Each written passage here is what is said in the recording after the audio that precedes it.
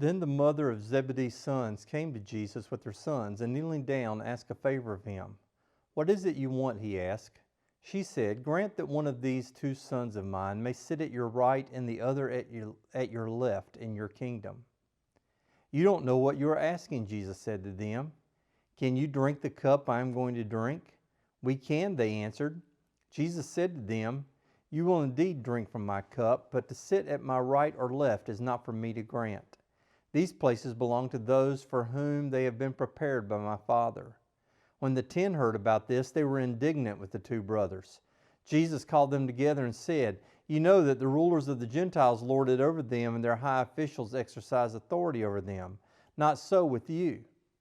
Instead, whoever wants to become great among you must be your servant, and whoever wants to be first must be your slave, just as the Son of Man did not come to be served, but to serve, and to give his life as a ransom for many."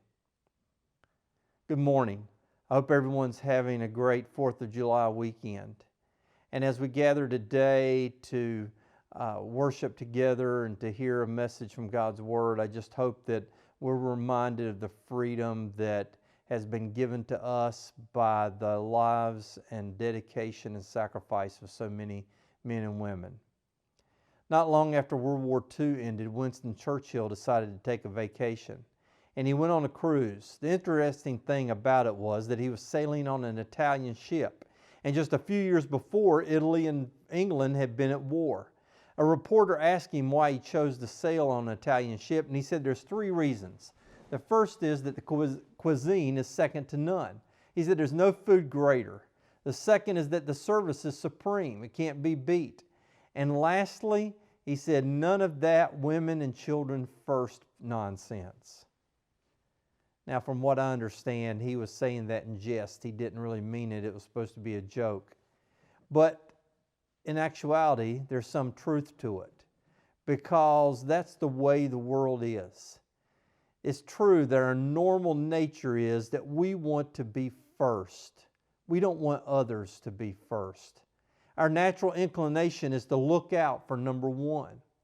Loving ourselves, many people say, is the greatest love that we can have. That before you can love anyone else, you have to love yourself. One business executive stated it this way: in the financial world, the only interest that actually pays is self-interest. That me-first attitude is the most natural thing in the world. It comes as an accessory with the sin nature that we're born with.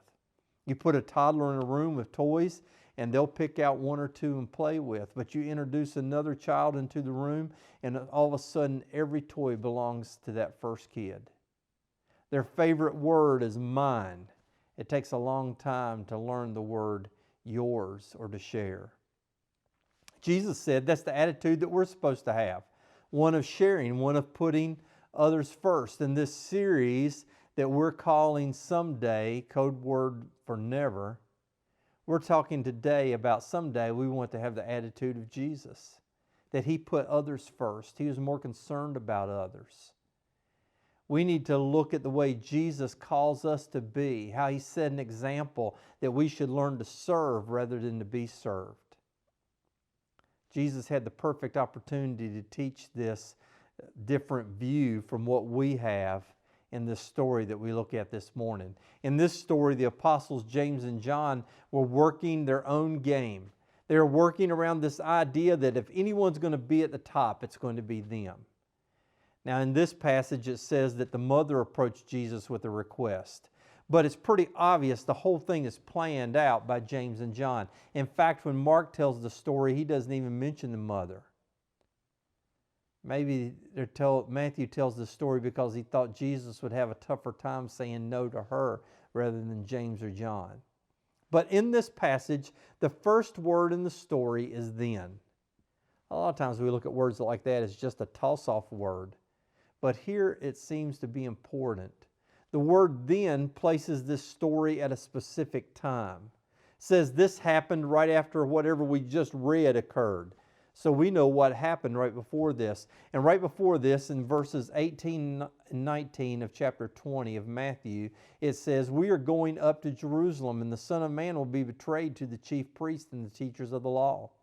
They will condemn Him to death and will turn him over to the Gentiles to be mocked and flogged and crucified. On the third day, he will be raised to life.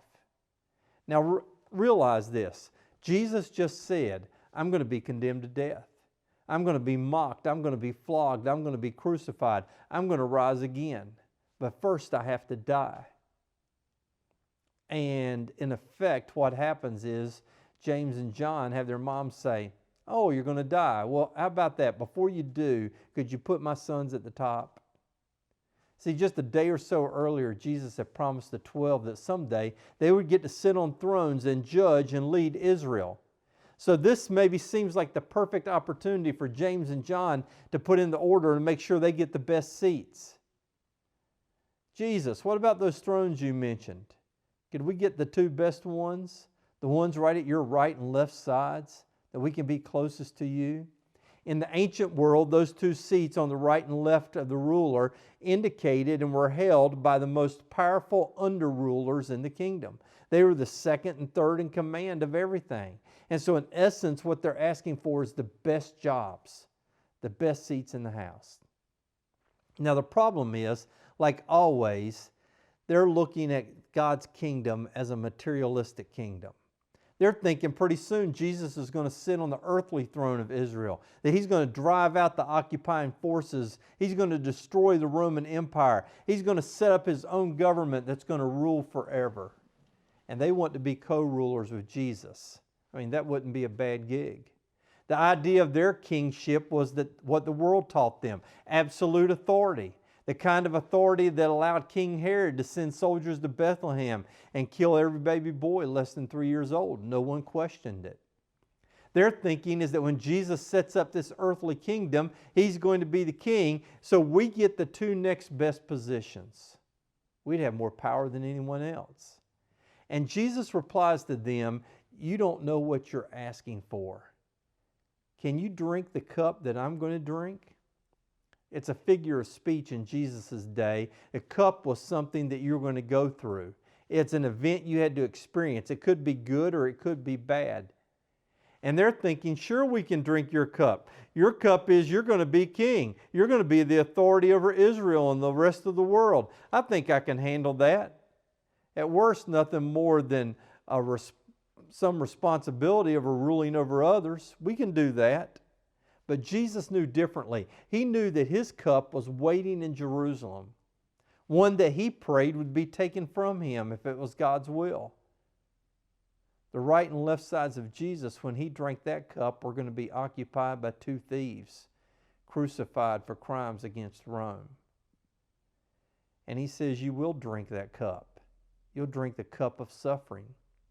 Jesus knew that James, the first of 12 apostles to die, He knew that John would outlive all the friends, but that he would be exiled and tortured and imprisoned. He was going to share in the cup that Jesus had to face. Think in this passage, look in this passage, how many times it says they were thinking. They were thinking Jesus was setting up an earthly kingdom. They were thinking they could get good jobs in it. They were thinking they could handle whatever is in the cup. But one thing they're not thinking about anyone else except their own self-interest. They're thinking only about themselves. Not what's best for the other 10 apostles, not what's best for Jesus or the kingdom. They're thinking of themselves. And when you think of yourself, it always leads to destruction. Stephen Kendrick says almost every sinful act ever committed can be traced back to a selfish motive. It's a trait that we hate in others, but we justify in ourselves. Why did you have an affair? Because of a selfish motive. Why did you take something that wasn't yours? Because of a selfish motive. Why did you lie? Because of a selfish motive. And James and John aren't alone in this. Matthew tells us, as soon as the other 10 heard how James and John went behind their backs to make their own deal with Jesus, they were indignant, they were angry, they were upset. Doesn't say how they found out. Maybe someone overheard the conversation. Maybe they heard James and John and their mother talking about it. But however they heard about it, there was a real spirit of anger, and the offense of it grows up immediately. They're jealous. Jealous because maybe they didn't think of it first. All of them loved the idea of this sort of authority and privilege and being rulers, this visions of lying on couches all day while servants fanned them with palm branches and fed them grapes, telling them how great they are, telling people what to do and watching them jump to do it. If you look at the stories in the Gospels, you see repeatedly they had arguments about who was going to be number one. Each felt they deserved some special treatment over the rest. And the key word here is deserve. They were entitled to be first. They were entitled to be most important. They were the greatest. Something about them should raise them above the others to a level of greatness that surpasses everyone else. And Jesus says no. Looking at this through worldly eyes, trying to see it through eyes of eternity, try to see it how God sees it. Jesus looks at the 12 and says, you're getting this all wrong. In fact, you're acting like the Romans. The Romans' goal is to climb the ladder of power and prestige. You're not supposed to act like that. He describes, you want to be the greatest in my kingdom? It means developing a servant's heart. You want to be first? It means taking on the role of a slave. Well, that's not a popular idea right now, is it? You mention slaves and immediately people's hackles go up. And guess what? It wasn't a popular idea then. A slave had no freedom, no self-interest at all, existed for the good of someone else. You see what Jesus is calling us to? He's calling us to be something that is offensive to the world. He's calling us to be slaves. And Jesus is saying that you're to take that role on voluntarily. You're to choose to give up your own desires. You're to choose to lay down your rights, to give up self-determination. You choose to serve others. So he says, you want true greatness? Then you need to know that the deeper you go in denying yourself, the higher you rise up in the kingdom. Jesus doesn't say that you don't achieve greatness. It's just not done the way you thought it was. You want to be great in being a servant. It's not about being the best at something that won't last. It's not about knowing your name or that everyone knows your name or that they admire you. It's not about people submitting to your authority and leadership. It's about putting others ahead of yourself, making yourself lowest, that you rise by descending. Jesus' idea is contrary to all of our culture and what it teaches. Nothing in our society says honor goes to the one who doesn't seek it. First place goes to the one that's trying to come in first, not the one that's coming in last. You don't see this in any aspect hardly in our culture. In NASCAR, the idea is, if you see my back bumper, you're in the right place. I'm looking at you through the mirror. You get in front of me and I'm not doing my job right. That's fine, that's just a sport, and games are the same way. But too often we play that game at work, we play that game with our families, we play that game at church, we play that game with kids, and on and on and on it goes. And you know what? Eventually we pay a price for it. Paul described what Jesus was teaching here. He understood Jesus was the perfect example of putting others first and lowering yourself. Philippians 2, 5 through 7. I'm sure you've heard this passage before if anyone has spoke about this subject. Your attitude should be the same as that of Christ Jesus, who being in the very nature of God did not consider equality with God something to be grasped, but made himself nothing, taking the very nature of a servant, being made in human likeness. We are to develop the same mind as Jesus, a mind that values others above ourselves, seeks the good that we can do rather than the good that we can get. This is the attitude that drives into Kroger parking lot and when it's raining, sees a spot near the door but realizes if you take that one, the lady behind me will have to work further. This is the attitude that waves the guy ahead of you at Wendy's that seems to be in a hurry. This is the attitude that really listens when someone else has feelings on a subject that you're not familiar with.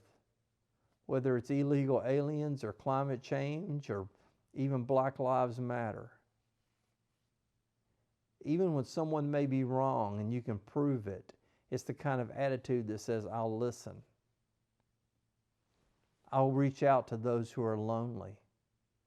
Thomas Kempis, the German scholar, said, Jesus hath many lovers of his kingdom, but few bearers of his cross. All desire to rejoice with him. Few are willing to suffer sorrow for his sake. Many follow Jesus unto the breaking of bread, but few to the drinking of his bitter cup. And so it comes to us, the question of whether we choose to be a ruler or a servant. Jesus said, be like me. I didn't come to serve. I didn't come to be like other kings. I didn't come to recline on a couch with palm fronds and grapes. I came to earth from heaven. And the whole purpose was to serve, to give my life as a ransom for others. Now, you and I can't ransom others. We don't have to do that because Jesus did all that's necessary. But Jesus says, if you want to follow me, come with me to the servants' quarters because that's where I'm going. That's why I came, not to be served, not to be selfishly to make my own life better, but to lay down my life for the good of others. Between now and the day that we leave this world for the next, he's saying, you deny yourself. Look to the needs of others and serve them. We were created to serve. Ephesians 2:10, we are God's workmanship, created in Christ Jesus to do good works, which God has prepared in advance for us to do. We were created to do good works. And honestly, if we get past the culture, if we get past the influence that Satan's trying to present on top of us, we're happiest when we're meeting that purpose for which we were created. There's an old saying that says, when a hunting dog is sitting in the kennel, all it can do is complain about the fleas. But when the hunting dog's hunting, he doesn't seem to notice them. It's sort of a Kentucky way of saying, when you're following the objective for which your life was designed, you don't tend to notice the little things that bug you when you're not doing what you're supposed to be doing. You are most like Jesus when you serve others, when you're giving life for other people, when you're living with the constant question of, how might I serve other people God's putting in my path at this moment? When you never look another person in the eye without question of, how can I put them ahead of myself? We call this a church family. And every family, every member has a role to play, a job to do. You know, when we are home, we have certain roles that we partake. We have certain roles we take care of. Some of us take out the trash. Some of us clean the bathroom. Some of us cook supper. Some people wash the dishes. Some people repair the roof. Some people mow the yard. Each person in the family maybe has a different role that they do. But when we go to a restaurant, when we go to a hotel, we don't do those things. We're just guests. We don't wash the sink. We don't fix the food. We leave the dishes on the table. We just get up and walk away because we know it's somebody else's job to do that because we're just a guest. The question for us is, are we a part of a family or are we a part of a guest? Are we a part of God's family or are we just guests? There's lots of opportunities to serve at this small part of the kingdom that we call Corinth Christian Church. We can work with kids. We can help cook. We can help clean. We could teach Sunday school. We can reach out. We can work with the projector, the sound system. We can go visit people. We can write cards. There's all kinds of things that we can do. Away from this building, there's ministry that we can be involved in. At work, there's a ministry that we can be involved in. At school, there's work that we can be involved in. At home, there's ministry that we can be involved in. We need to make sure that we don't have that attitude that says someone else can take care of it. Someone else can take care of it. That's someone else's job. I've been here long enough. I don't need to do that. Someone else can do it. Jesus said, the poor you always have with you. And so far, I think he's right. In some way, God gifted you to serve and to make other lives better. What about you? You know, no matter how much we serve, we can never outgive what Jesus gave. We can never outgive the example that he gave for us. That example of coming to earth, giving his life as a sacrifice for us. Jesus came to serve and to reach out and to make a difference in our lives so that we could be with him. And our response is to reach out and make a difference in other people's lives as he did for us. Maybe you've never really allowed Jesus to make that difference in your life. Maybe that's part of the problem, is you're still serving yourself and you've ignored the idea of Jesus calling you to make a difference and to change your life. Today's the opportunity to do that, to say, I'm going to start living like Jesus. I'm going to start being like Jesus. I'm going to start serving like Jesus. I'm going to start living for Jesus. If you haven't done that, today's the day to make that decision, to put away that attitude that we were born with of, I'm supposed to be first. I'm always first. If you have a decision to make, you're watching this online, I encourage you, give me a call. Let's talk about that decision. Let's talk about how you can follow the example of Jesus. I look forward to hearing from you. Till next week, God bless you. I love you. Take care.